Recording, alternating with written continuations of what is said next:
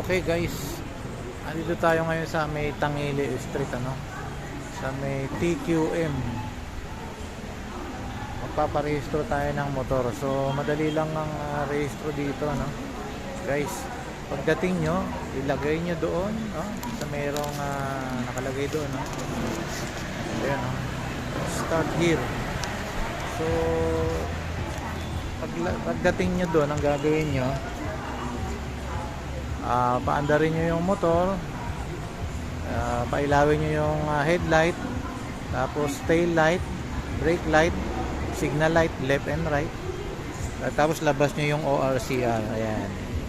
Tapos bibigyan kayo ng number. Ito 130 yung number ko. Tapos maupo na kayo, antayin nyo lang tumawag yung yung cashier. Tapos magbabayad kayo doon sa cashier. O gaya nito, nagbayad ako 560 pesos. So ganun lang. Tapos antayin nyo lang yung motor ninyo, yung resulta ng smoke emission. Tapos pupunta na kayo dito, bubuksan nyo yung LTO portal ninyo, tapos pasok kayo dito sa may LTO dito. Ayan, so doon kayo magbabayad. Ayan. So kailangan lang guys, pagka kayo nagpunta rito, kailangan nakakuha na kayo ng insurance, PPL. So merong malapit dito, 290 pesos lang. Kasi pag dito kayo kumuha,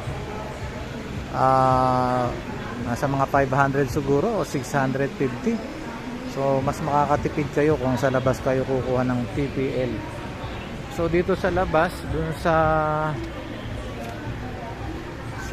bandang kanan dito, paglabas nyo, tapos bandang kaliwa, so merong kuhanan dyan ng insurance, PPL. So mas makakatipid kayo doon guys. Okay, sige, yan muna, update ko kayo mamaya pagka magbabayad na ako doon sa cashier, doon sa LTO.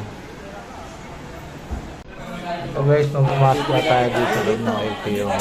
Kapit pa sila doon. So binigyan tayo ng number 050. Antayin lang natin yung tawag. Kailangan naka-ready na yung ating GCash para may bayad tayo.